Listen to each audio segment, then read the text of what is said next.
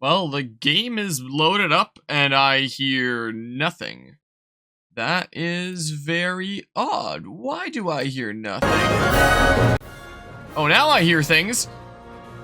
You know, the meme solution of turn it off and on again, so much of the time is just actually the solution.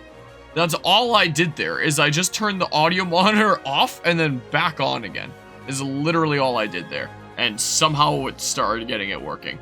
So, anyway, it's been a little while since playing this here video game, but it's probably about time to finally finish off. Hello, Stone Sloth. Hope things are going well today. Today, interestingly enough, well, this weekend is the Thanksgiving weekend here in Canada, and my Stream Deck isn't working against. Oh, maybe it's because I need to open the software on my computer. Nope, that's still not working. Well, everything is breaking, I guess. I guess I'll just manually transition over. This is what we do here. This is the Thanksgiving weekend here in the land of Canada, with tomorrow being like proper Thanksgiving Day. But today went out and spent time with my dad's side of the family, and tomorrow is gonna be with my mom's side of the family. So I was out and about today. Was the thing out of town for that, and then I got back and I was like, you know what? Maybe this should be the day to finally finish off LiveALive, and then it's done, and then we can move on to other games and preparing for the next HG2D game, which is Octopath Traveler 2, which is coming out like, what, February next year? Something like that? Maybe. It was a good time. I got a lot of, most of it is off now, but I got a lot of golden retriever hair on my legs there because my aunt, she has a lot of golden retrievers. She has a couple Australian shepherds as well, but mostly a lot of golden retrievers that are trained in agility courses that are, you know, agility dogs and stuff. And they're all super duper affectionate. There was only 2 of them out and about, and like a few that were, you know, just left in the back because you don't want like too many dogs running around, like running you over and stuff like that. But my goodness, the energy on those 2, and how much those 2 loved getting cuddles and attention and pets and stuff. They were really affectionate there. So I kind of got very covered in golden retriever hair. Was the thing there. It was super cute though. So the last time that we streamed this game that, you know, was marked as games and demos so that Square Enix doesn't catch wind of this, since they're all weird about copyright. We beat the first parts of the final boss, and then found out that after the initial part of the final boss, there's like a crazy boss rush, where you have to use all your characters, and I guess I can skip. Where you have to use all your characters, and I didn't level up all my characters, which meant that I was royally screwed, and I kind of lost. So, I now have every single character up to at least level 16. Except Poppy, because Poppy's leveling system is really weird. Alright, there's the freaking Omega Flowey, like, boss that we faced last time that we beat. The only exception is Poppy, but, you know, Poppy we were able to defeat the corresponding boss of the boss rush anyway without leveling up too much, so, like, it was fine.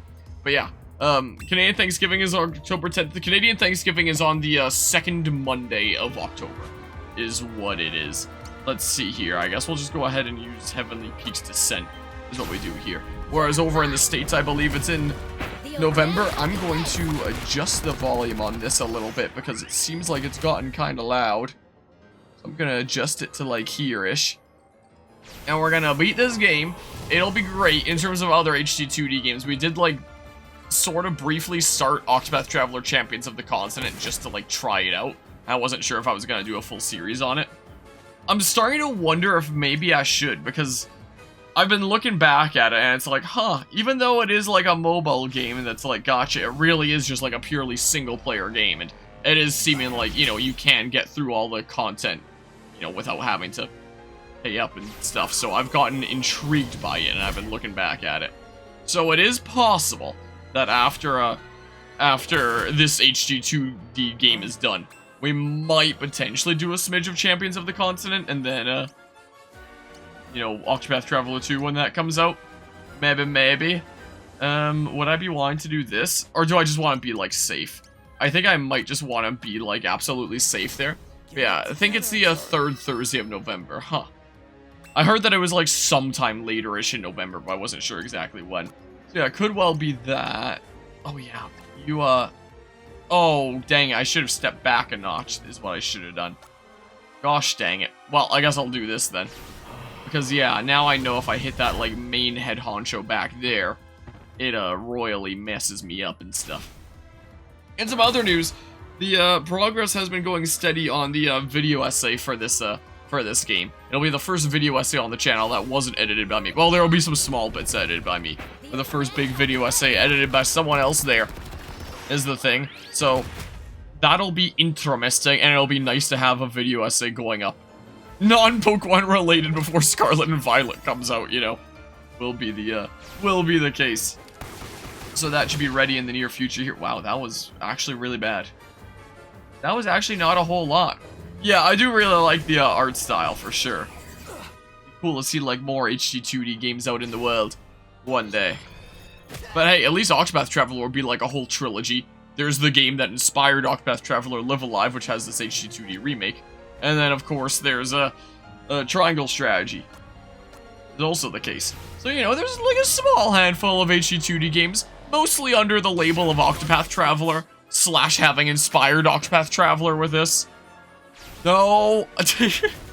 So, there's a... Ow! Gosh darn it. Yeah, I don't want to be purely that. I know it's a thing on my channel that gets, like, you know, the most views by a lot. So, like, I'll still do them when a new thing comes out, but I don't want to, you know, purely do that, is the thing. I feel like there's a lot of, hold on, I need to read for, like, what thing is the all allies within, so I can use one of these, right? I feel like there's a lot of people that would see that something's doing really well and then just decide to purely do that on their channels, and that's it. And, you know, I consider that just like, do I really want to do just this? And I figured, like, no, I probably really don't. But someone that would probably not do, like, the crazy video essays that I do. They'd probably just be like, let's make a separate video for every single individual thought I have about X thing to, like, milk it as much as possible, is the thing. Whereas I, you know, take the brutal amount of time to, you know, get all my thoughts in, like, one video, even if that means I need to spend, like, 2 months working on said video. Like, this short video essay on one of the short stories here in LiveALive, it's only, like, gonna be a 20-minute video. It's gonna be a shorter one. And my editor, he was telling me that it took him, like, 25 hours. He was like, I have no idea how you make, like, the several-hour ones. And I was just like, yeah, just with a whole lot of time, I guess. I don't know how I do it either, honestly. Is the case. No, you better not interrupt me. Well, thanks for not interrupting me, at least. Right there. Thanks for not doing that. But yeah, anyway, so I'm debating about doing some more Champions of the Continent. Maybe when it comes to HD2D stuff around here. We shall see. Also, it has been a while since we stopped doing uploads of this series over on YouTube because of the whole Square Enix copyright thing. And I still technically haven't made the short video that I said that I was gonna make. Like, I recorded it, I just didn't edit it. About, making the announcement that, like, oh, yeah, this is gonna be Twitch exclusive now, just because, like, Square Enix really doesn't like people posting footage about that for some reason. And I appreciate it there. It's you know, there's that. I'm glad to hear that you enjoy the variety content. I enjoy doing variety content. That's what I enjoy doing the most. At the end of the day, I never want to stick in, like, one thing for too long, because I would lose my mind doing so. Heck, I started out this oh, I can't do Hurricane then. Gosh dang it. I started out this Twitch channel as a Smash 4 video game streamer. I would stream games against, like, anyone that wanted to play against me, against my Jigglypuff and stuff. That was what this channel started as. And I drove myself kind of insane. What was the, thing by doing just that? I had to do, like, variety. And now I basically never touch multiplayer games on this channel. Almost never. This is the case. Oh, how times have changed. But yeah, anyway, I haven't made that short video yet. I recorded a version of it, and then I didn't get around to editing it, was the thing. So, ooh, I can hit both of them here like that. That's what I can do, and then I can go ahead and heal over here. So, you know, I should probably do it, but, you know, there hasn't been LiveALive uploads on the channel for, like, so long now that it's like, does anyone even remember that I was doing LiveALive uploads anymore? So since I have a video essay coming out for LiveALive, like, around the I don't know when exactly it's gonna go up, but, like, near-ish future here, I'm starting to lean towards making, like, a new short video being like, oh yeah, the LiveALive series is cancelled due to copyright. Oh, and by the way, there's a video essay coming out tomorrow for it. Whenever, like, that day happens to be. whenever, like, the thing is well and truly finished, done, you know. I might just do that, and then just slap that in the LiveALive playlist, being like, yeah, I haven't uploaded in a while, and the reason is because of the copyright stuff. By the way, there's a video essay on this coming out tomorrow. That'll be, like, the last LiveALive related thing ever on the, on the YouTube channel, will be the, case. Because no more. Because here we are doing this in secret under games and demos, so that the Enix ninjas hopefully don't know stuff, you know. Biggest of spins. Animations in this game are really cool. Like, let's face it. They are really darn neat. Alright, get that eye out of here. Be gone. And then, yeah. I care about copyright when it means that you can get a copyright strike. Like, if it was just like a copyright claim where it's like your video has been demonetized or the revenue generated by this video is being taken by the copyright holder. That kind of thing for games. I'm just like, whatever. It still exists on the channel. I don't make significant revenue off of the playthrough stuff anyway, so who cares? But, you know, if you can get a full-on copyright strike like some people have been getting for this, which is the kind of thing where it's like 3 strikes and your channel's like taken down. That's suddenly concerning. is the case. So this is the only playthrough I've ever done on this channel where I've had to do something like this. You know, stop uploading anymore and just do like certain parts exclusively on Twitch out of fear of YouTube copyright. I've never had to do this for any video game before.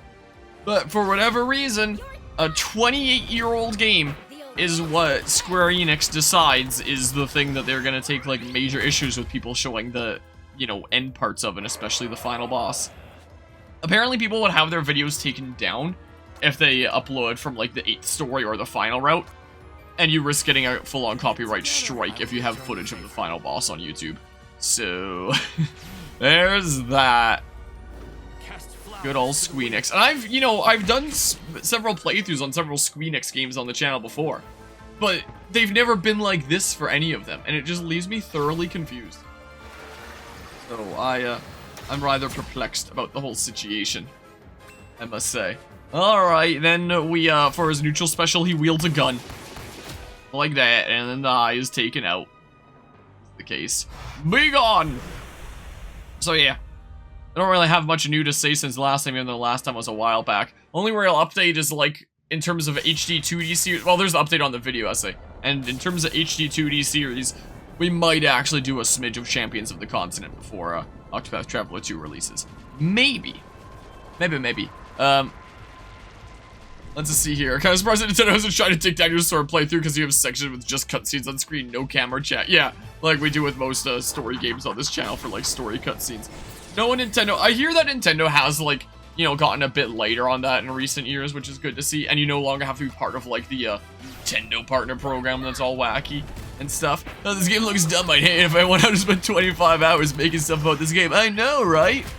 Imagine spending that long on one thing for this game. I bet you that's about how long Enix employees take browsing through YouTube looking for if anybody's uploaded footage of the final boss on YouTube to copyright strike their channel. You know, not all heroes wear capes. It ain't much, but it's honest work. You know, someone's got to do it.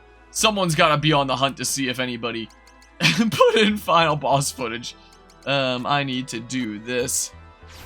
Yeah, 25 hours every day. They're scrubbing through and looking for that. Also, as Eagle would know, the original plan was to do Tales of Symphonia tonight. But, like, we didn't have a full group, and I reached out to Eagle being like, oh, you want to do a switch of Tales of Symphonia tonight? And, then it turned out the rest of the group couldn't even, like, quite make it anyway. So I was like, oh, well, I guess we're not doing Tales of Symphonia tonight, was the thing. So now I can do Hurricane, right? Now I can do it, if you just don't sponge me. Ow, that's a lot of health. Oh my goodness, and you heal it all. Yeah, that's understandable there. At first I thought that was the Hurricane. No, that was just the freaking thingamabob. I don't want to get in the way of my allies, though. Okay, I can Heavenly Peaks Descent, like, here.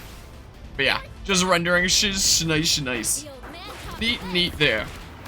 I believe that the, it's sounding like the, thumbnail for it is gonna be another custom art one, rather than, you know, one of just, like, generic in-game stuff that I throw together myself with some text like a lot of thumbnails on the channel are. Is what it's seeming like, so might have to wait until that's done, and then everything will be, like, properly wrapped up. I'm honestly surprised that didn't kill Sundown. Like, I'm very surprised about that. Sorry, you're under arrest, you posted bus footage on YouTube. Why did you all get sent to prison? I killed a man in cold blood. I committed heinous robberies. I uploaded final boss footage of a 1994 JRPG. So heinous. Everyone, like, scooches away from him. Like that meme format. Whatever tickles your fancy, you get paid when your job is done. Yeah. Unless I just freaking dip right now. See you later. No. Unless I just totally do that. Better not. Ow. What the heck do I do when you're healing so much? This was happening before, right? I think. Like, it's been a while since the last time that we attempted this. Yeah, I know. I do there. I wouldn't do that. If it ever came down to that. It's not like we have like an official contract or anything like that. It's literally just like word of mouth and digital hearty handshake. But if it comes down to that, feel free to freaking cancel me on Twitter or something. I don't know. How's it going today, CJ? Welcome back from Undertale Cafe. We'll try to get my allies a little bit closer together so that freaking Super Saiyan Nest doesn't have to go as far. Get the places. Stream is going pretty alrighty. We're here in not a 1994 JRPG. Just trying to wrap up this game, and then maybe we'll switch to something else afterwards. Maybe, I don't know. Yeah, I'm just gonna, you know, have him purely on healing duty. Is what I'm gonna do here. Is the case. Anyway, what would 25 hours, like, come out to? In that case. That would mean that I owe you, like, 375, I think? Something like that? I think. No, don't deny my things. Ow! Okay. Mental math is still functional. Cool. My brain isn't, like, kaput. Neat. But yeah, to be honest, we have written communication of a promise of payment that can constitute a contract. And for once, you see your criminology degree. Can it really there? So I can't skimp out. No, let's see here. Let's just healing touch, you know, the hentai master here. This is what we do, just like that. Oh, maybe I should be healing Super Saiyan Ness. Maybe what I should be doing. Yeah, we are definitely not doing that. And wait, where are my glasses? I would totally grab my glasses and do like the glasses push up and be like, I'm actually 1994. It's understandable. There, are you not at home there? Gonna still be taking like the way home?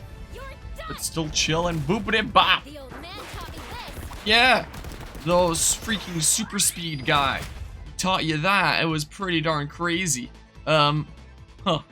Interesting. Cause yeah, there is a there is an agreement on that front. But yeah, that should be no problemo. There is we have the technology. There's the leeway in the stream budget.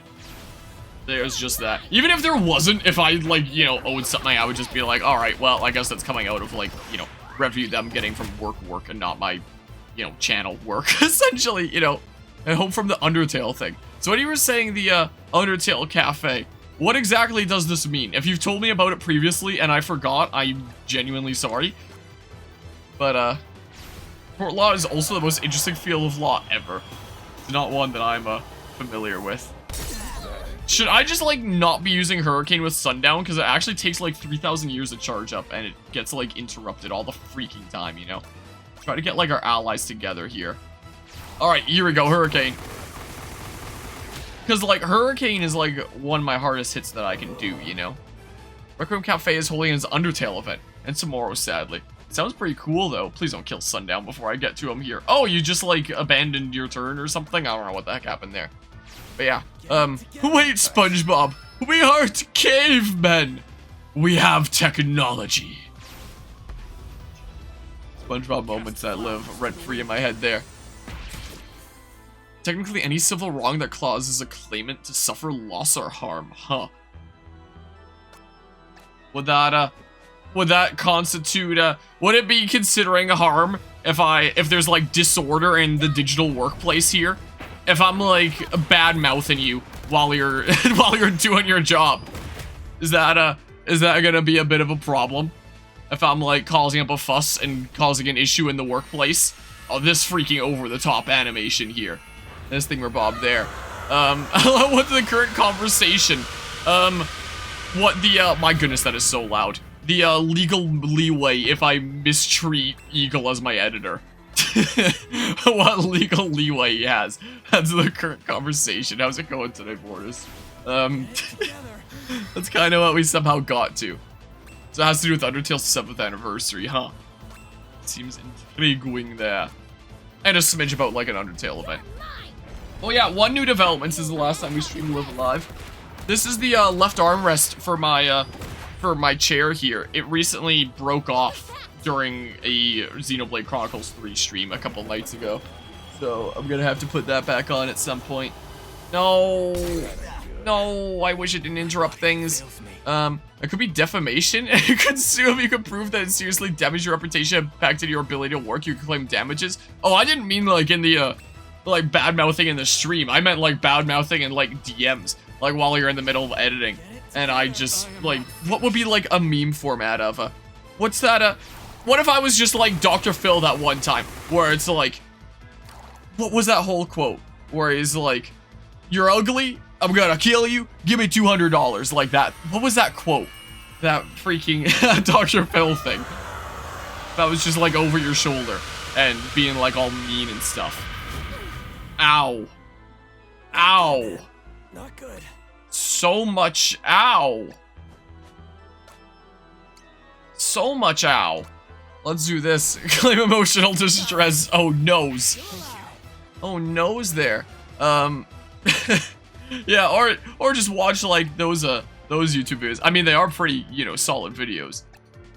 Like, let's be fair there. Not too good. Sibling got punched by COVID. You know, you're not 100% exposed because you got hugged from them yesterday. Worried about the streamer's back got destroyed by a poorly made foam pit. I heard about that. I saw you mentioning the thingamabob with the sibling there as well, like briefly in the venting channel on Discord. And I do hope that everything, you know, turns out okay. That hopefully the COVID symptoms aren't too bad. Like, as long as, you know, immune systems aren't too crazy, like, hopefully it should be a-okay. Like, my family, for example, when we've gotten COVID, it hasn't been too bad, but, when nerds like that anima nerd have gotten, like, COVID and sick and stuff, it gets, like, real brutal, so I know that there are those that, you know, things can get, like, real bad for, so hopefully, you know, that's not the case there. Gonna hit you, kill you, or hurt you in some way. Some of you that, oh, first I started reading that out, like, visioning that was, like, the Dr. Phil quote that I didn't remember the thingamabob for, but it wasn't. For that foam pit, no, the streamer broke her back from other places. I know nothing about her myself, but sounds sounds strange the way that you're phrasing other places, but that's neither here nor there. You're just gonna be purely on like healing duty here, Mr. Ness. But yeah, I saw the Penguins video there where it's like, wow, there was basically like no real depth to that foam pit. It was more of just like hard ground and just like a couple layers of foam squares on top, and they called it a foam pit. So anyone that like fell in a bad way or jumped in thinking that it was an actual foam pit only to find out that it wasn't is just like, well, time to deal with a serious physical injury that might be screwing you over for potentially the rest of your life, you know? Oh, okay, so that's that then. It's supposed to be at least 6 feet deep. Yeah, like something that's safe, but you know, that was not very deep from what I was hearing there. Is that it was like, what, below knee height as people were walking around in it? So there's that. I mean, if you slam into hard ground, something like that, it can really mess you up. I mean, I've messed up my wrists from impacts to them, but that's more so like taekwondo sparring, like blocking kicks with an open palm and stuff like that. Go ahead and lurk zone a bit, so see y'all when you get back already. Have a good trip back home there, CJ. Yeah, if you've got like a serious spine injury, you know, that's pretty serious. Alright, get on out of here, and then we're gonna do the boss rush part, and it'll be great. Get on out of here, Odio, is the case. Yeah, it's is not for the faint of heart there. Like, she's all cheery and hops in, being like, yes, victory, and then you can see the pain there, being like, dang, that was a major mistake. Had no idea that, Of course not. Oh yeah, we could just say, like, yeah, and get, like, an ending here by killing him, though, right? But we don't want that. Like, I assume that leaving has gotta be, like, the true ending, because we do, like, a boss rush, and then, like, I don't know, like, true final boss after that, or something, which I don't know what it's gonna be. Because, you know, it's not like you can find any footage of it online, or anything like that. So, you know, I assume that we'll do the boss rush, and then it'll be, like, true final boss time, and who knows what kind of form it's gonna be there. Rendering goofed? You know what that means. Another 10-second timeout in the channel. Do some emotional damage. No, yeah, they thought that she was fine at first, being like, oh, it's a foam pit, she's okay, and that was not the case. Oh, freaking his name is John Cena is the only one of the other three here who can speak. You are distressed. Alright, they're more leveled up now. Not yet. Case. Not yet. No. Your fight is not yet done. Turn it up like a smidge, but not too much here. Should I just skip this time, though? Alright. Maybe there was no point in, like, turning off my cameras there. But yeah. And you are now? Is it a birthday there, Stone Sloth? Well then, happy birthday in that case. Are you down in the States? Is that legal drinking age now? Because if this was here in Canada, legal drinking age is, like, 18 is the thing. But if that's down in the States, I know that 21 is, like, a big one for, like, legal drinking age and stuff. Can I, skip this? Yeah.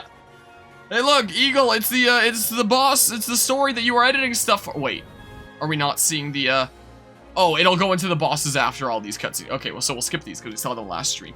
Last stream, like, a month ago. We're just, like, introducing, like, all the bosses again. It's like, yeah, fight all of the bosses of the game, like, again. Or there's that one as well. Wait, which one were you referring to there? The, prehistory or, like, the near future? I assume the near future since that's what we talked about, and I'm sure that you don't know a lot about this game apart from the near future chapter there. Because both, like, prehistory and near future are kind of, group stories, you could say. Alright, it's just spam Maser Cannon here, right? Wait, can I even hit you here?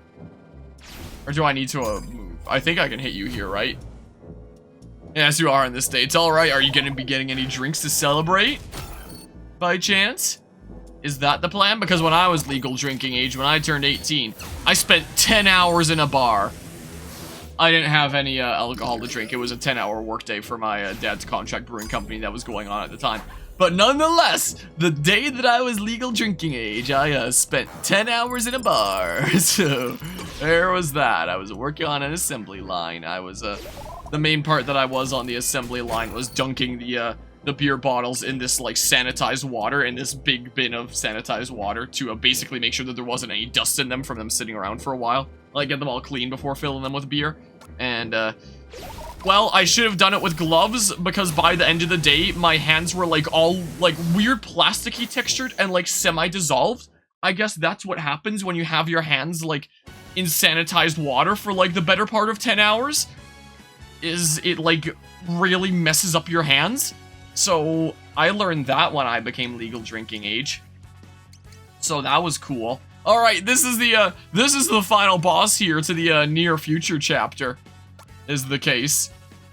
It's literally a freaking anime mech battle. Is the thing.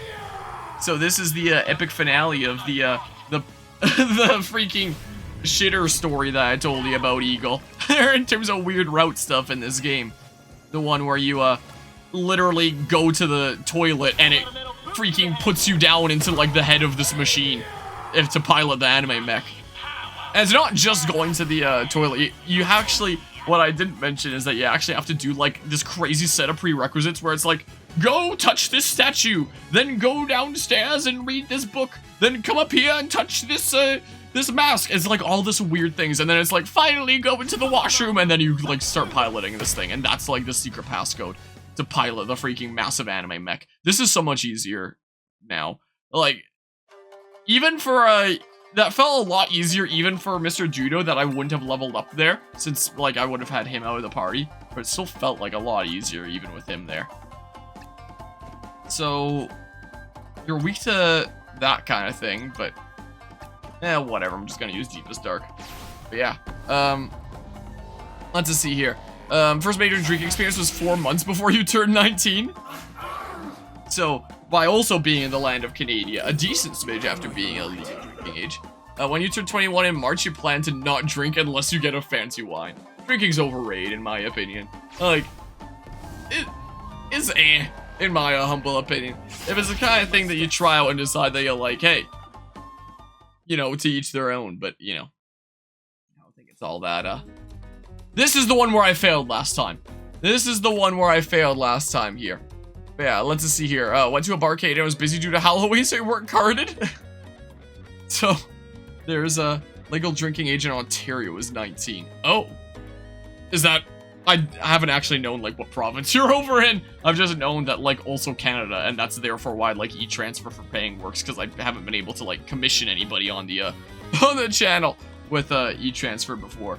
Alright, so we now have the, ultimate, like, bing bang boom thingamabob here. But yeah, plan to have the boys over, have a good night later, but you do have liquor here because your roommate has been 21 for a few months. Gotcha, gotcha. So you're gonna have, like, a whole freaking shebang then. Sounds like it'll be a fun time. Oh yeah, I guess that debuffs me. Well, we don't have to worry about losing this time. Yeah, we don't have to worry about losing this time. In Ottawa, but from the West Coast. Okay, gotcha, gotcha. Also, by not knowing as much about LiveALive apart from the, the far future story, let me show you the greatest attack of prehistory here. And it missed. Well, so there was that. It's literally the freaking wicked Taco Bell attack, essentially. But yeah, only ever drank on occasion, like birthdays and holidays, never loved it, honestly. Yeah, I feel like it's more of like a social thing to do than something that, you know, people genuinely really enjoy doing. And those who say they do are just lying. No, just kidding. But yeah, don't go too ham. Has some more just to say in there. Anyway, let's just use this thingamabob. Wow, I guess it was the best the first time. I guess I, like, majorly debuffed myself. Whoops. Yeah, probably don't do that. Did I... You know, I feel like I've told, like, most of the stories that I can tell on the channel at this point, but bringing this up just occurred to me, there might be a story that I haven't told yet, and it relates to Taekwondo. as like, brought up. So... I don't think I've told this story before, actually. So, at my Taekwondo school, there's something called the Harang, which, gosh dang it, which is basically supposed to be, like, the students who are, like, really giving it their all. They're, like, the elite students that, like, represent the dojang and stuff. And, the, Harang team, one of the, standards for them is supposed to be that, like, they know each other outside of just being, like, fellow classmates. So it's expected of us that we would do, you know, some get-togethers sometimes outside of the dojang and actually, you know, be friends with one another and be a team and stuff, you know. Yeah, dang, I should have saved this attack for last. Whoops, whatever. So this happened a couple of years, but I think it was just the first one in specific that things went really crazy, where I invited the Harang team out to my family's lake cabin, and we would spend like a weekend out there with, you know, everyone just setting up like tents across the lawn and stuff like that. And, you know, as I've probably mentioned around here before, this household and, you know, the lake cabin is one where alcohol is very readily available, considering how long my dad was involved directly in the beer industry and still to this day continues to, like, you know, brew beer on the side just for fun. So there's always beer on tap around here. And, you know, a lot of stuff that he's made himself. So, you know, alcohol was very readily available over there. And, well, we weren't expecting people to get all that, all that hammered there. But, also, here's the ultimate thingamabob for Mr. Dudo. But, my, Taekwondo team, you know, I'd say that, like, maybe half, maybe a little bit under half, just got, like, absolutely hammered was a thing. And the rest of us had to, like, do our best just taking care of those who were hammered. Some people were a little bit of a pain taken care of while, like, absolutely hammered and were, doing some not so great things there. Yeah, tap beer. It's the way to go. Literally have like kegs within these within these big cooler fridges that are attached to taps on the outside. You just pour it from the tap, essentially. There were some pretty funny cases, like the head instructor of the school. It's a family-run business where, you know, there's the master of the dojang, and there's his son who's the head instructor. And the head instructor was one of the ones spending the weekend there. He said that he was just gonna come out for the day on Saturday, not spend the night into Sunday. But he said that if he if he wound up getting drunk, he would stick around for the night. And he wound up getting pretty decently hammered. So I went up to him. I was like, you know, you told me that you'd stay the night if you wound up getting drunk. So are you planning on staying the night? And he just looks at me. He goes like that. So from what I heard, apparently he doesn't like drink super duper often, so it doesn't take like a massive ton to get him drunk. And it turns out he's a very happy drunk. And you know, he was just like, man, I love you all, everybody, like that kind of personality. You know, he was a very, very happy drunk. It was really funny to see, actually. I didn't see it myself. I only heard about it after the fact. But apparently there was one time when he was out in like the front yard, completely drunk, and he started doing like handstands and walking around on his hands, and people started yelling at him, being like, how are you doing that? You're drunk. And he's like, I don't know. So I wish I could have seen it myself, but I just heard about it after. All right, time for good old Sundowner here. What I did encounter though is, you know, the there was two other instructors there. Both of the instructors that were there don't teach there anymore. They have moved on to like other avenues in life. But for a time, there was like these three main instructors of the school. Nowadays, it's mostly just like the head instructor and a bunch of like younger students that help out with like the younger classes, but it's mostly him teaching the adult classes nowadays. Anyway, the three instructors of the time, we were looking around the property and we couldn't find them anywhere. And we were wondering like, where the heck did they go? Wow, just get immediately destroyed. Turns out they went down to the lakefront to drive golf balls into the lake at like midnight. It was pitch black. So we had to like go get them and be like, hey, don't be doing that for a couple reasons. One, you might hit somebody's boat and cause damage. And two, like when it's dark out, you know, there can be like wild creatures that come out here, and you know, you don't want to be doing that. So we had to herd them back. So anyway, there was the whole like fiasco of my Taekwondo team getting drunk out at the lake cabin. The people who got really drunk and were causing some issues that I probably shouldn't get into like the nitty gritty of were like really embarrassed about it the following morning. It was a whole mess there. And oh geez, that sounds really brutal there, Morris. I can't imagine being in something like that. My goodness gracious. My oh my, isn't it like in the States you're required to like put in like some amount of months in? Like, I'm really glad we don't have anything like that in the land of Canada. And I'm no expert in that, it's just something that I've heard about, where it's like something that you gotta put in like some amount of months in. Anyway, new stuff that we didn't see before now. Why? What's auto advance button? ZL. Why? Why can we not prevail? What have you that we lack? What secret strength?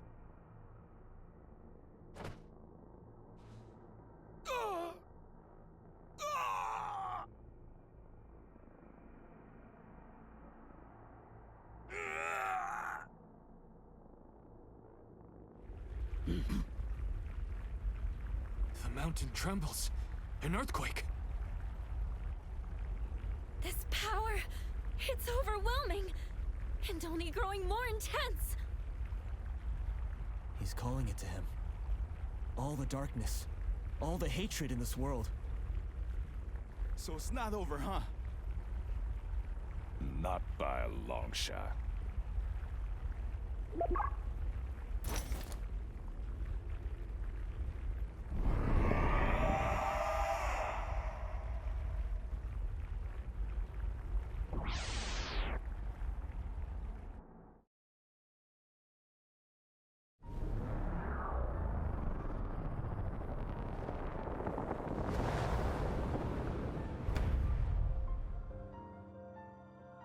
My good gracious. I think this is the true final boss theme now, so I think we're in there. Also, this theme is a bit of a bop. I've heard it come on online sometimes, but, you know, it's usually taken down, like, pretty soon after. Maybe it'll actually stay up this time. Are we seeing, like, the bosses from before in the background? That's pretty cool. That's pretty cool. Not gonna lie. Yeah, is odio, which is a word that means hate, essentially. Oh my good gracious. Well, we're really strong. I do love how it's like an epic remix of the main theme. You'll love to hear that use of leitmotifs, you know, as we'll hear as it goes on, because, you know, I've heard the theme before. During the brief times that it's up. Guzma actually recently posted in the music channel a version that just recently went up. Hopefully it'll actually stay up and not be taken down, but no, it'll probably be taken down. Most likely, so we shall see. Thought it was an original character, but it was I. But it was, dear. Bam. I love this music. Really pretty awesome. There's that ship AI on the right hand there. That we'll have a video essay on in the near future here. Alright, time for Hurricane. I love this music. It's probably definitely up there in terms of like favorite final boss themes, I would say. Because it's really good. It means God in Italian. Interesting. I think it was like, what was it that Lancer was mentioning? Like Latin or something like that? For odio meaning hate, or like Dio means God, I guess. It's odio specifically that would be the thing about for meaning hate, apparently. It would have been really cool if you got like all 7 of your party members here. Ow. I would have been hyped for that. Alright, you're on healing duty, I think. I think you're on healing duty. Get it together. But yeah, I absolutely love it when a game will have like a main theme and then, you know, kick it in high gear for the final boss. Gotta be like one of my favorite things that a game can do musically. Oh, it didn't quite take out the hand though. Not quite. Can I like hit yeah, I can hit both of these here. So, Arm of the Vortex. Hey, look, there's the same boss twice. Ow. Mean. I can't Heavenly Peaks Descent from here. I put Mr. Dudo in the way. Gosh dang it. I mean, I can do this, I guess. This is what I can do.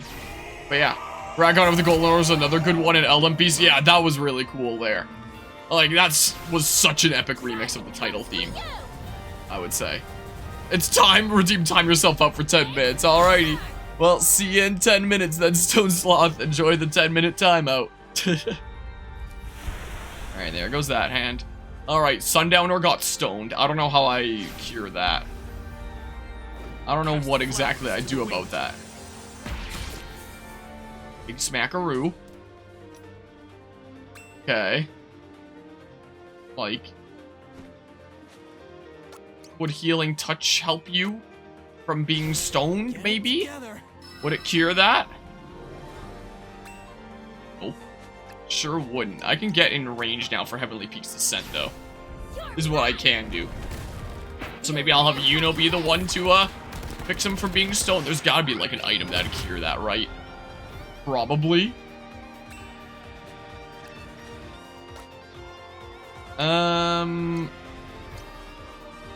Enhance all attributes. What about, like, restoring status conditions? Remove all detrimental status effects? Remove all detrimental status effects. Let's do this one to save the, across the arena thing for some time that I might need it there. Does that cure you being stoned? It does. Cool. Let's just show this just to, like, show his ultimate at least once.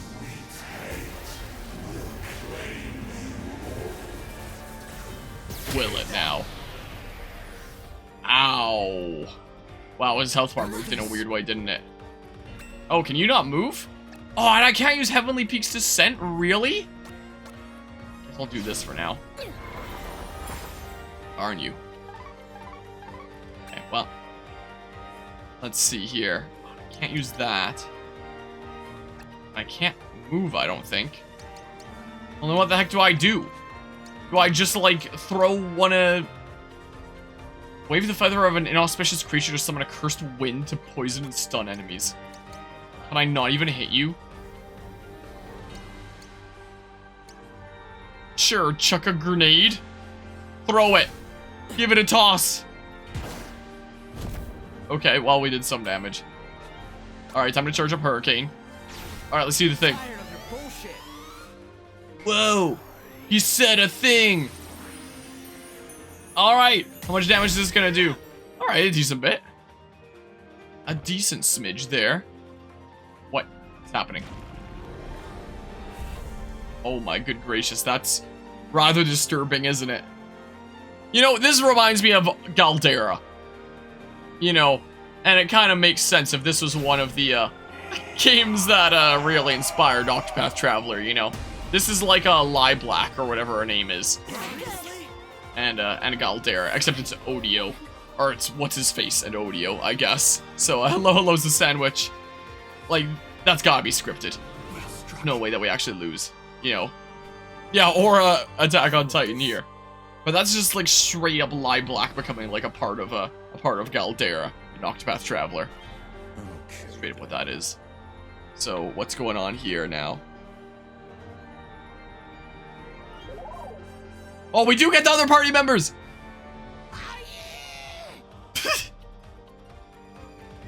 I never lose. Together, we're unstoppable. Wait, but do I just fight? Oh my goodness, I just fight with these three now, though. Well, I think I found out from Poppy that a Maser Cannon is the way to go, right? Wait. So, that'll heal my allies as well. So, I guess Poppy's gonna be like my new healer. Will be the case. So, I'll just do like the one Maser Cannon, most likely. So... I'll try that, then. Is what we'll do. Because I don't want to, like, debuff myself with his ultimate. You know? I don't want to be doing that. So maybe I should have had, like, a different party of 4. To have, like, one of them here. Or something like that. Maybe. I don't know. Yeah, it's the very first man to reproduce sexually instead of asexually in a haystack. He's here for the final battle. Lament of the Damned. 0. What does it do to us? Puts us to sleep? No, Poppy doesn't sleep. Wait. Are we just like ultra poisoned or something? What the heck is going on here? Okay, well. You're done. You're done. How much damage though? Okay. We're getting there. Poison damage. What's happening? Another cutscene thing? Oh, are we gonna get the full party? Oh, heck yeah. Oh, heck yeah. I was just saying how much more epic would this boss be if we had all the party members, and we do now. Do you not even have a health bar anymore? I guess you don't? Are we just gonna do like a big final blow thing? Like, what's going on here? Should I not a Maser Cannon? Was this my prompt to potentially spare him? Nope. Guess not. I guess we're all doing our things, maybe? Is what we're doing? Everyone is here, just like Smash Ultimate. Let's just all do our ultimates, how about? Is what we do. Let's just all use our ultimate move. Cause sure.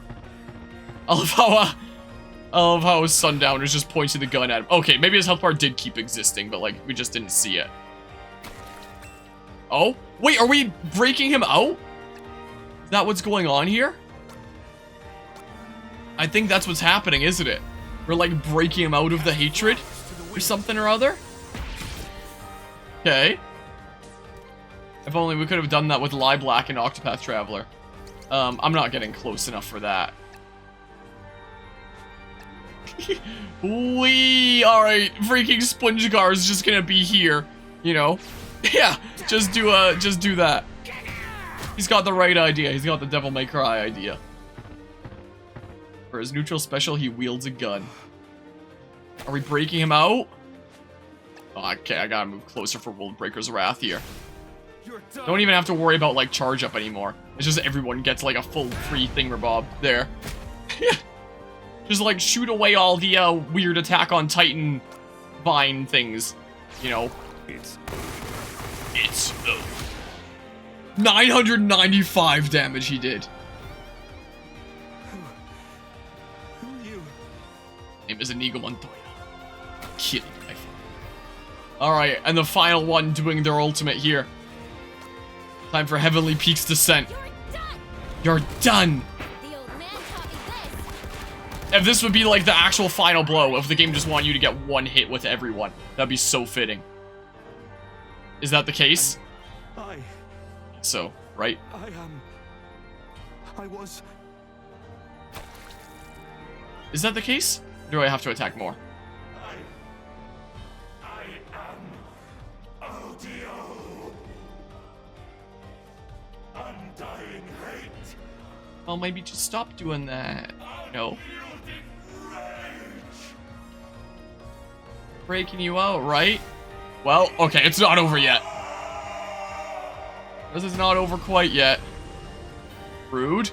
Reset our positions. I must. I will.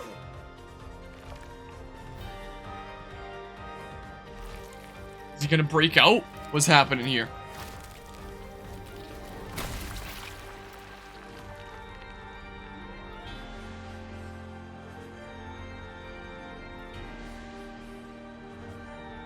Wait, are we gonna fight as him? What? Because everyone else is shackled here. Does he have an ultimate here? Send a host of flying blades towards enemies in the area. I don't know if we have like an ultimate. Because I don't know if we ever got to like level 16 with him in the thingamabob. But we have Wind Bite. He's the true final hero here. Okay, that was actually pretty cool.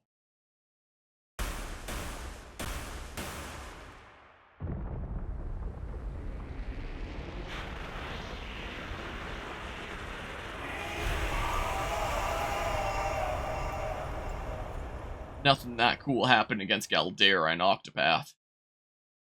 LiveALive, the equivalent character there. Forgotten name. Remembered now. Yes.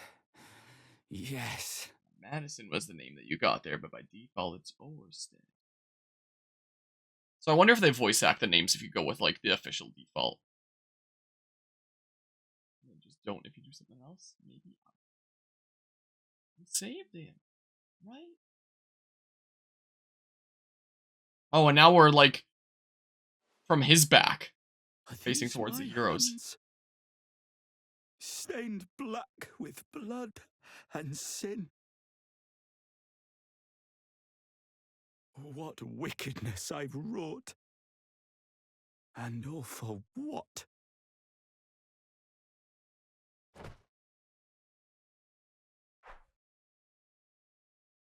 Hurts to say it. But you remind me of me. The old me. I saw what others had and hated them for it. Wondered why they deserved so much, and I so little. But I had it all wrong. Most of them hadn't gotten where they were just by asking for it. And what little they'd done was only a fraction of what they'd tried to achieve. That's just how it goes. We don't always get what we want. Sometimes what we wanted was never ours to take. And sometimes all we can do is try to be better. Do the best you can, and hope that it's enough in the end. Maybe that doesn't make much sense, but...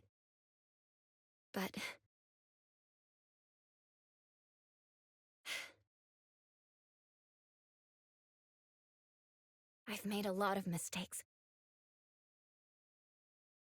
Still do, from time to time.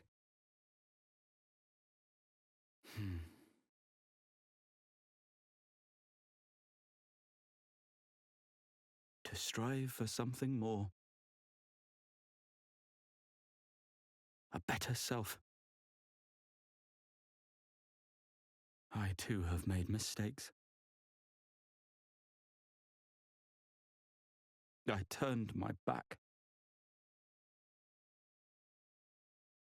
By men abandoned, thus abandoned men.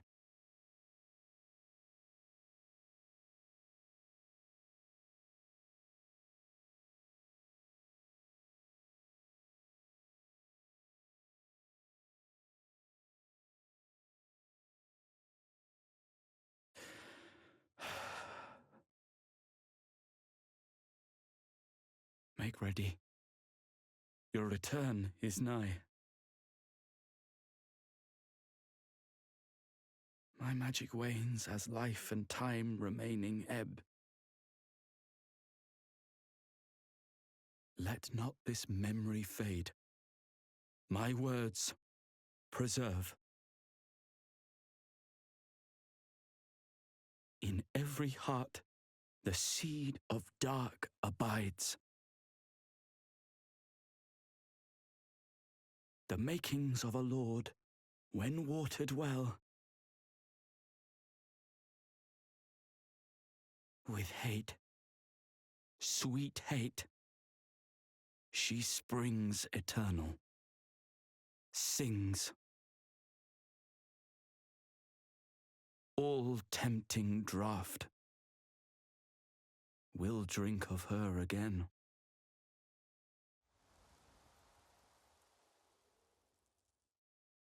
In every heart, the seed of dark abides.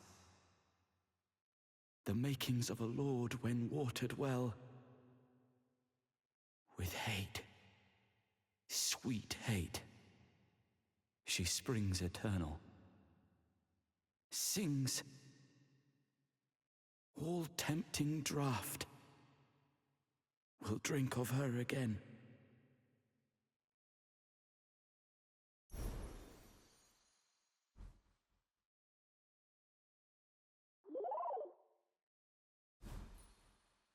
About time we got out of here. Was starting to get homesick. I still have faith. One day the sun shall rise. One day we will greet a new dawn. Oh. Ah.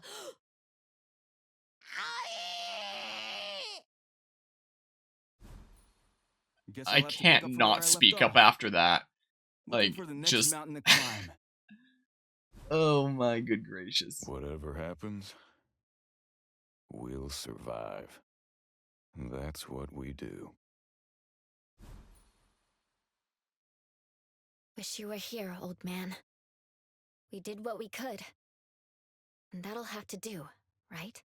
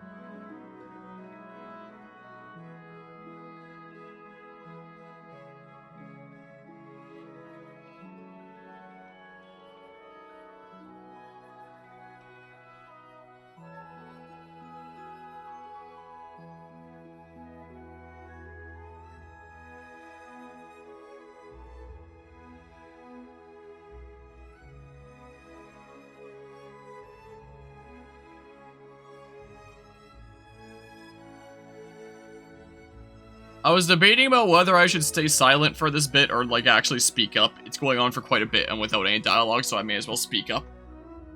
I was, you know, we were kind of joking during prehistory about the whole reproducing sexually thing. But now it's confirmed that is actually what the plot was. That is actually exactly what they did. Like, wait, what? Well, okay then.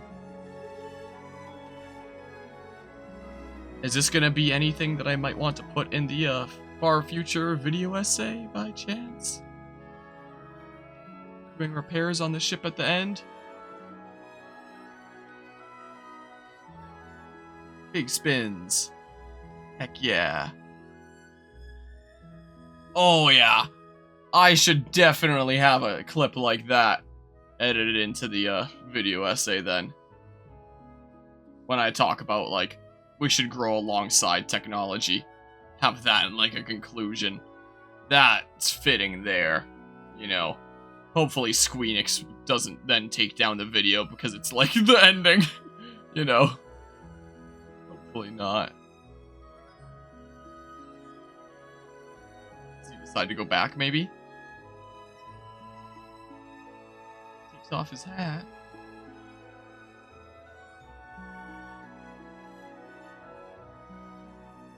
Oh, I was kind of hoping he'd decide to go back to the town.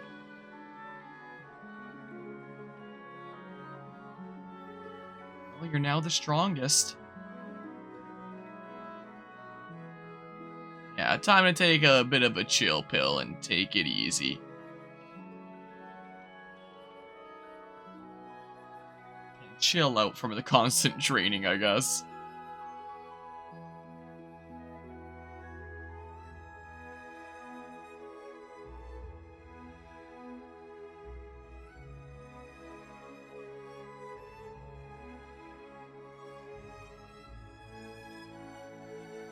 Turtle robot just goes rogue and starts abducting all the children.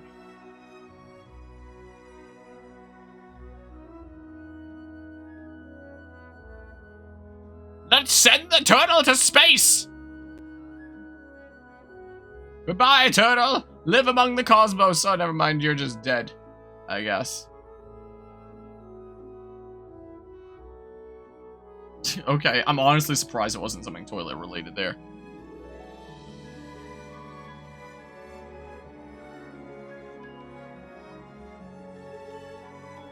Oh no! Good thing we have, the master of you-know-what here to, defend the American guy. Whoever the heck. I don't remember. Yudo was there. What's going on here, though? Oh, opening our own school. That's what the ruffians are here for.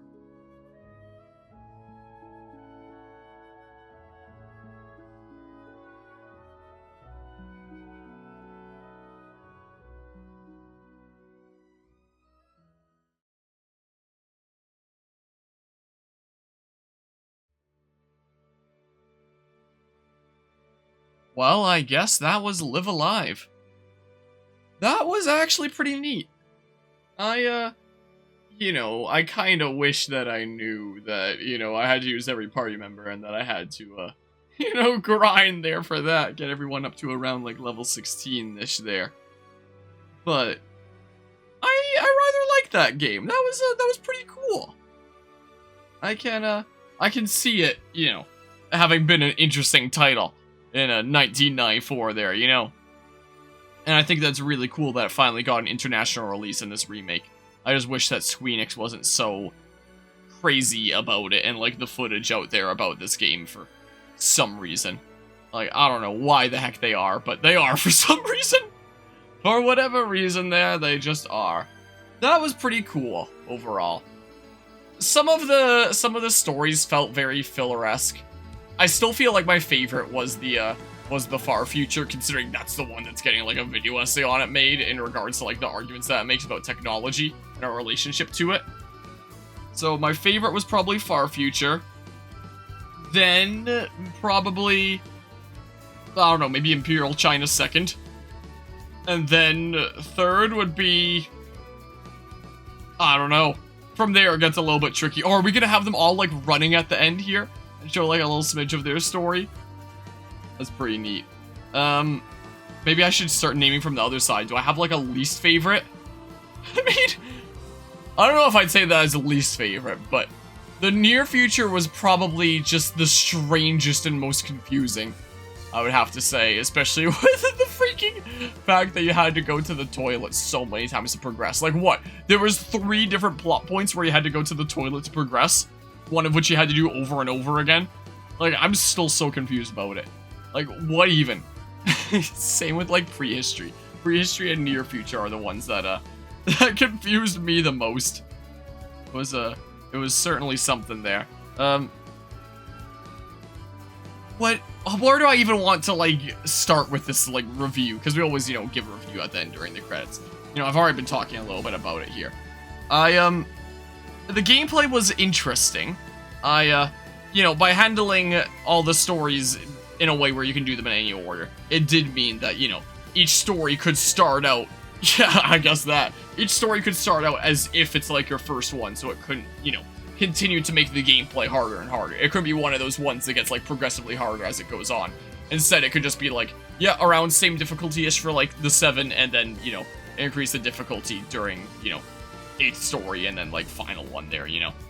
But, you know, that's kind of a consequence of the type of story that was telling. Was that a secret boss that I could have faced in like the far future? I never saw that, whatever it is. Whatever the heck that was. But yeah, so the gameplay was kind of interesting. I did like how each of them tried to enact like different mechanics that were typically assigned to the Y button a lot of the time. Not always, but are we gonna have Madison here as well, maybe? Okay, I guess he's not joining, unless he joins like right then. Oh, now we're gonna get like leitmotifs from all the stories. That's gonna be pretty neat. Yeah, I thought that the gameplay was definitely kind of interesting. I feel like it could have been a little bit more streamlined from the perspective of the moves that would like charge up, and you know, the ones that you would do with like the red bar.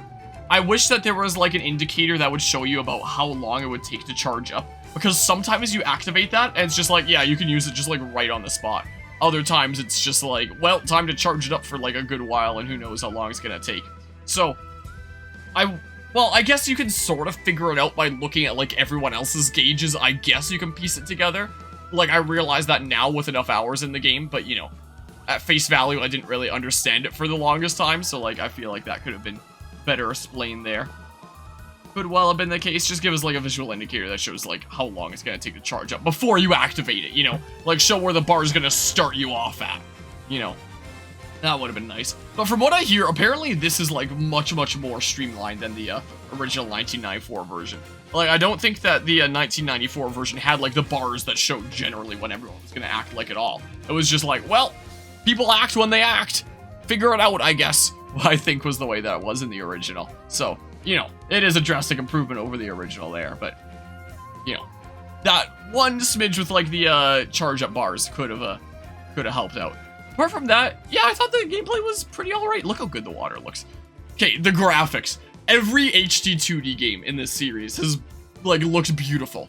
Octopath Traveler, Triangle Strategy, LiveALive, like, these have all been beautiful games.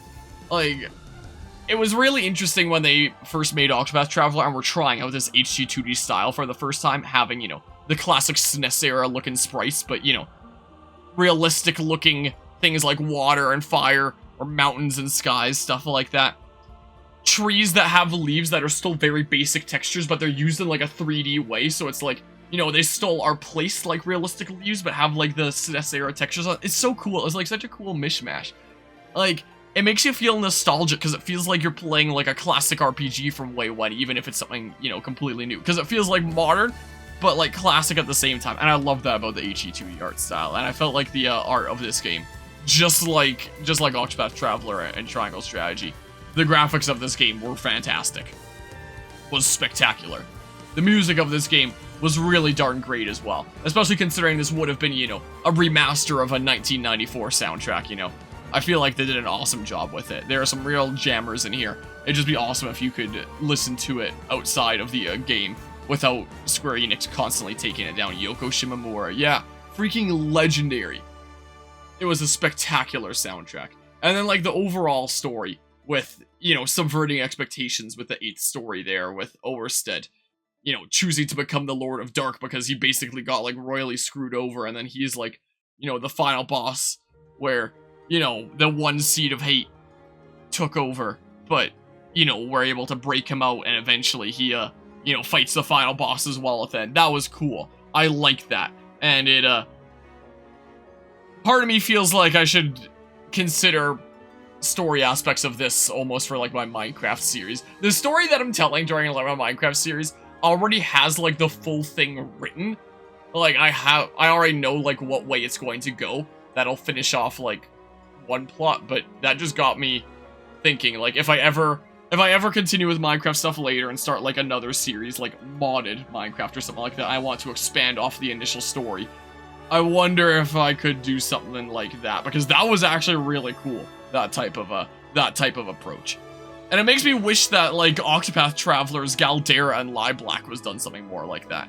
Because in Octopath Traveler, you know, it was much like this, where the stories are completely unrelated for one another. Canonically, these characters wouldn't meet until, like, the very end, I guess. Which, it seems like Octopath Traveler 2 is going to be changing, since they've shown in trailers that it's like, see how these allies interact with each other and stuff, so it seems like there will be some more interplay in Octopath Traveler 2, thankfully, since that was one of my complaints in the first game. But anyway, in both this game and Octopath Traveler, canonically, the heroes wouldn't really meet up until the very end. And in Octopath Traveler, this whole plot line leading up to Galdera, like, there's a lot of lore that kind of leads up to it, but you don't really hear much about LiveALive throughout the plot until, like, that, when you go around doing some side quests that unlock the true final boss of Galdera, and you find out about LiveALive, and she, you know, is the daughter of the Dark God, or whatever the heck thingamabob, and she becomes one with Galdera, and she's, like, part of Galdera's body there at the end as you fight, like, the true final boss in a final boss fight that forces you to use all of your party members, just like this game did. Except, you know, with LiveALive, we only find out about her, like, at the end, and still don't really know much about her backstory. Apparently, Champions of the Continent is a prequel to Octopath Traveler, so maybe there'd be some more stuff about, like, LiveALive and Galdera in that. So if we do decide to continue with that, maybe we'd get some more answers on that front in that case. But, you know, I just felt, like, a little bit confused by the end there. I did like how each of the stories, like, played into the overall lore. And, you know, I might also be a little bit lost because, you know, this is 4 years after Octopath Traveler, so, you know, I don't have everything straight in my head, so maybe I wasn't as confused 4 years ago when we initially did this. But off the top of my head right now, I feel like I really didn't understand who the heck LiveALive was. There was no attachment to her. She was just, like, the person that awakened Galdera was part of Galdera at the end. And then you defeat Galdera, and there, you've now beaten the true final boss Octopath Traveler, just like that. Whereas in this, Oersted, or Madison as we named him here, was part of the true final boss at the end there, kind of fused in like a similar manner that LiveALive was in Octopath. Except, you know, he's humanized. We got to see his story since he was another one of the stories here, basically the equivalent of having been like one of the travelers in Octopath Traveler instead of, you know, some generic character that LiveALive was at the end, you know? Like, so we actually got to see his story, him get, like, royally screwed over and adopt this hatred and, you know, become the Dark Lord, you know? We got to see it happen and why. So he's humanized as we're fighting him, and rather than trying to just take down this giant monster big bad that we're facing at the end, we're specifically breaking him out of the binds of that creature, out of his hatred. And that's really cool. And then after, you know, the other 7 party members are on the ground, you have to deal with the final blow with him, like it's by his hand. And that's cool. It's a really cool way to, like, symbolically represent, like, I don't know if I want to phrase it as, like, a redemption arc, because it's not like he really, you know, ever made up for, you know, destroying the kingdom or anything like that. You know, he's committed unforgivable actions here. But I guess it would sort of be like a redemption arc, because it doesn't necessarily have to mean that, like, you know, you've made up for your past sins. But it's like, you've realized the consequences of your actions, you've you know, switched over to the side of good. You're no longer, you know, quite literally no longer bounded by your hatred. And by the end, you could say that it's a Oersted that strikes the final blow against Odio, is what you could essentially say. And I think that that's really cool. And all of a sudden, it's kind of make me wish that, you know, this is the way that Octopath Traveler's final boss with LiveALive would have been. That would have been really cool. If LiveALive was present throughout the story, we got to see something or other, and then, like, you know, have her be, like, a humanized character that we break out at the end or something like that. So, I preferred this approach for the finale final boss compared to Octopath Traveler. In terms of, like, the relation of the final boss and, you know, the person in it, you know. So, there's that. Starting to hate the trope where the villain realized they effed up, die heroically. Yeah, and there's so many stories that do that, where, like, sometimes I kinda like it. Like, the one situation where I kinda like that is, Xenoblade Chronicles, the first game, for example, with Egil, where, you know... Yeah, but, you know, there's a lot of games that are like, that's too hard to do. So instead of just, like... Instead of having them actually live with, like, the consequences of their actions and have to truly redeem themselves, let's just have them sacrifice themselves, and then they're dead, and then we don't have to, like, breach this difficult subject anymore. I feel like a game that handled it well was, like, Egil, because, you know, it's not him sacrificing, it's not just him sacrificing himself for the sake of redemption, but it's also, like, a final act of defiance against who his true foe was, and it shows that, like, his goal is still the same, he's just doing it in a different way. And, you know, by him being, like, a good guy that we can vibe with and got to see throughout the story is, like, isn't truly a bad guy, he's just truly trying to save the world. It shows that, like, wow, the actual big bad literally just murderized somebody that, you know, is significant to us. I feel like, you know, a really bad approach of it would probably be, like, Star Wars Episode 9. That's a nice note there. Thank you for playing, but no thanks for, like, uploading our content onto the internet, I guess. A really bad example would be, like, Kylo Ren, Legacy Preserved Kylo Ren from Star Wars Episode 9, where it's just, like, that movie introduced force healing out of nowhere just because they'd have to use it at the end. Like, you know, it came out of nowhere for the entire Star Wars series, just so that they could use it at the end as a means for Kylo Ren to be like, aha, you're dying, I'm gonna heal you. And then that's gonna kill me, and now I'm dead, and now we don't have to, like, broach the difficult subject of what the heck I do now that I'm, like, no longer a bad guy. Like, just write it off. Just write him out of life.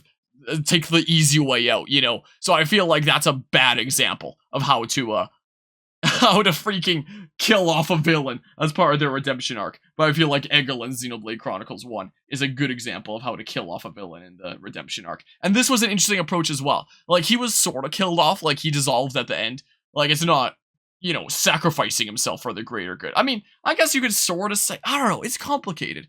Let's see here. Fun fact, the OG Episode 9 from Colin Trevorrow had Kylo Ren dying a villain. Huh, so they changed it around then.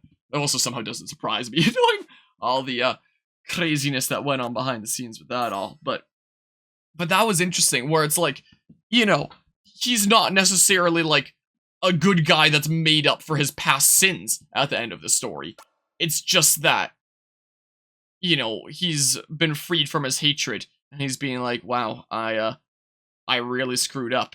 Like, I'm out of here. You guys have your happy endings, but, you know, I realized that I'm not gonna have mine at this point. And, you know, he didn't appear in, like, the end credits scene then. So we get, like, all the happy ends and cinematic shots at the end for, like, our 7 heroes, but not him because, you know, he's still, like, a villain. He's no longer bound by his hatred, but, you know, he still is stuck in the Middle Ages there and has, you know, the consequences of his sins being that he freaking murderized everybody, you know? Oh, that's cool. And there's no Oersted here. Not hiding behind the camera or anything. Huh. Yeah, that was fascinating. That was rather interesting. I do have to say. There is technically some more that we could still do of LiveALive, because if you do the 8th story, and you choose to do it as Oersted, apparently it's drastically different. And I looked it up, and apparently what happens if you choose, like, Oersted for the 8th story is just that you do, like, bosses of fighting against the other heroes until you've defeated them all. and then it's like the bad end of like, aha, he rules as the Dark Lord, and it's all that awful and stuff. So like, do we want to do it just for the sake of getting the whole thing? Would it ruin the message at the end if we got the good end and then we suddenly do the bad end? Maybe I should have done this first before. I would just say, like, maybe we don't have to do it because it can just be looked up on YouTube, and let's not spoil the good end here. But it can't be looked up on YouTube, is the thing. So maybe we will. I don't know. I don't know. But first, what I do want to look up, if I can find footage of it, is I want to find the ending of the 1994 version, because I'm curious here. Because I also hear that the final boss changed a bit in the, from the remake compared to the original. So I'm curious. Let's see here. LiveALive 1994 final boss. Can I at least find the 1994 version final boss? SNES original final boss and true ending. Because I'm curious here. It looks like here's a video from May 2018. So like far before, you know, the remake would have ever been announced. Since the remake wasn't the remake only announced like earlier this year? Was the thing? That it was just coming out like a few months later, something like that. Yeah, let's see here. Let's maybe drag it onto my main monitor and then we can watch it there. Because this is something that I kind of want to see here, honestly. Let's press the home menu button there. And then, display capture. Because I'm curious here. So credit to, Crimson Hat. I like the name. I do like the name. Ah! Oh, that's loud. Oh my good gracious. Ah, it's still pretty loud. My good gracious. I guess because I had, like, the game, like, really quiet. I had to turn things up majorly, was the thing. So, who even is, like, this hero at the front? So that's Yuno, Sundown, Cube. But who is this? Because that looks kind of like they... Oh, that's a Super Saiyan Ness, then. It must be. Akira, I believe his name is. Alright, so that's what the Dark Lord looks like. My name is Odio, King of Demons. Also, there was never an official, like, English version of this game. This is a fan translation. It is worth noting, since there was never, like, an official version there. Alright, so yeah, there's that, and all its jarring glory, except it stayed still in this one, I guess, instead of, like, the gross pulsatingness that we got in, the remake. So let's see here. So there's that bit. Oh, wait, I kind of want to see that. Okay, so yeah, there's that. So, then you come out here, and then you're reunited with the others. Is the thing. So it looks like he chose the, lowest level one. Like the, Waluigi guy. What is that? What, the final boss before? Alright, so then there's Orsted being like, man, you're not going anywhere. Time to fight and stuff. And then here's the, this all. So there's like the far future chapter and stuff. And all these things, yeah. It sure looks drastically different, doesn't it? From, compared to what we just played. My goodness gracious. Yeah, I'll take the, 2022 version any day. What would be really cool is if you could play the original version, like, in this version as well. Like how in Metroid Zero Mission, you could play the original Metroid in it as well. Because, you know, it's a SNES game. Its data size has to be small. So, you know, it would have been really cool if in 2022 LiveALive, you had an option in the menu to switch over to, like, 1994 LiveALive. Just to, like, try it out and, you know, see the differences and stuff. So there's this all. So yeah, there's no, like, bars that shows, like, when your turn is gonna be coming around or anything. Basically just had to, you know, kinda figure it out, I guess. Was the thing. Wait, I kinda wanna see the, ship AI. Alright, so yeah, that looks, you know, very... I mean, all the bosses that are, like, massive are gonna look very similar. They're not gonna have as many changes since they had, you know, a lot more breathing space here. I don't know if I'm phrasing that right. There's gonna be a lot more difference for, like, the small sprites than, like, the big ones that had, like, a lot more space for detail. I don't know if I'm phrasing that right. So let's see here. Yeah, so that final thingamabob really was exclusive to the 2022 version then. So, like, after all the bosses are defeated, so I guess this is the last one here, was the, near future one. Then everyone comes out of their boss rush thingamabob. Like that. And then, Orsted's just like, you killed me? You killed me! Why can't I win? Isn't this my destiny? Seems like things were pretty different 28 years ago, huh? What is the difference between you and I? Will there still be something motivational there? So I guess they chose the near future hero as like their main hero here, was the thing. They give a damn about fate or destiny or any of that crap. That's the way that Super Saiyan Ness spoke. This isn't something that other people or some god or anything decides for you. You're in charge of your own future, so take the reins. You say you hate people, but you're still human yourself. All that makes you is a goddamn hypocrite.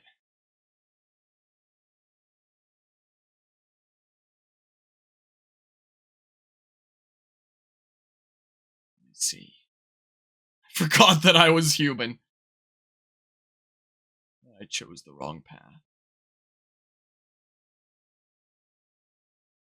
So, you know, tries to tell the same message, but, you know, and I kind of doesn't quite do it as well. You know, it is a game that came out 28 years ago. When I die, you will all be able to return to your own worlds. But don't forget,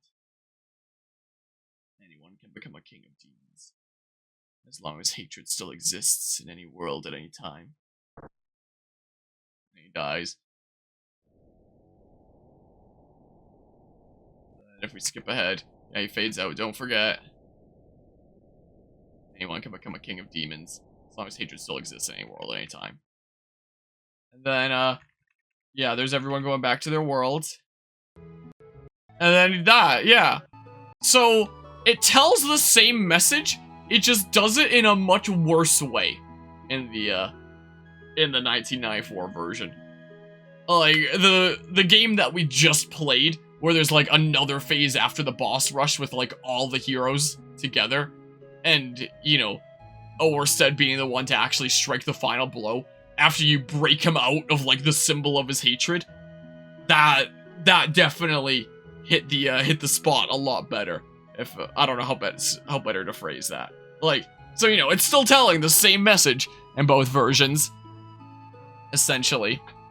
Where it's like, oh yeah, as long as there's a seed of hatred, anyone can become the Demon King if they take the wrong path. But, you know, it was a lot more meaningful in this version, where it's like, you know, with the support of others, you can, you know, be saved. Like, it's not, you're not past the point of no return, essentially. Like, by the end, Orsted, you know, he's committed these unforgivable sins, but he can still be saved as a person, even if he's, like, never able to truly redeem himself for what he's done. Like, he can still be broken out of his hatred. He's still human, you know? Instead of just, like, some generic boss big bad that's been stripped of all his humanity, you know? And I think that that's interesting. So, wait, Mr. Dudo's alive in the 1994 version? Wait, did he not kill him? Or wait, was there a choice in, like, the, could I have done, like, different actions in the Wild West and had a Mad Dog live? Am I a bad person? Did he not have to die there? Yeah, so there's that. Huh. So definitely a decent bit of a different ending in that case. Intriguing. Yeah, so there's all these shots that we also got in the 2022 version. That also looks like really good water, even though it's just like pixels here. Whereas, well, I mean, it's still gonna be pixels. Another thing, but in a different way. Hello, Lancer. I'm sorry that you missed the us finishing it off. We were just checking out the 1994 version after. And yeah, the 2022 version was a whole lot better. If all you know is the is the 1994 version and don't know how the ending is different in the 2022 version, which we were just comparing, I guess you'll have to like go back to see the earlier part of the stream, because I much preferred the way that they handled it in the 2022 version, is what we were just discussing there. That was you know, same story, but told in a much better way at the end there. I feel like, by showing that, you know, Mr. Judo is still human. Okay, so you know about that there. Okay. I much preferred that. Alright, so we did the thing. And because they chose him for the thingamabob, yeah. Remake the better version then. Again, still would have been cool to you know, have the original thingamabob as an option. Let me switch my input back over again now. Is what we'll do. Still would have been really cool if there was an option. Whoa! There's a different thing now! Now in this screen on like the top menu, we get like a little preview of the true final boss. Yeah, that was actually really cool. I actually really quite like that. That was pretty darn neat. But now the question is, do we do the final story as like Overstead and see the bad ending? Do we do that? Like, that's not the kind of thing that's gonna take me multiple sessions, is it? From what I heard online, it was just like bosses back to back to back, like fighting the heroes and defeating them, I think, from what I heard. So, like, may as well do it for like a full playthrough. But yeah, that was really cool. I quite like that. And as I was saying earlier, like, I do still have like the full plans out for the story that I'm telling alongside my Minecraft series. But if I did want to continue it, like start a modded series sometime later and tell a story alongside that as well. From where I'm planning on ending off my my story in for Minecraft stuff, this has given me like a big idea of like, could I do something like happened with Overstead for something like that? You know? Is the case. Can that be a thing? It's given me ideas here.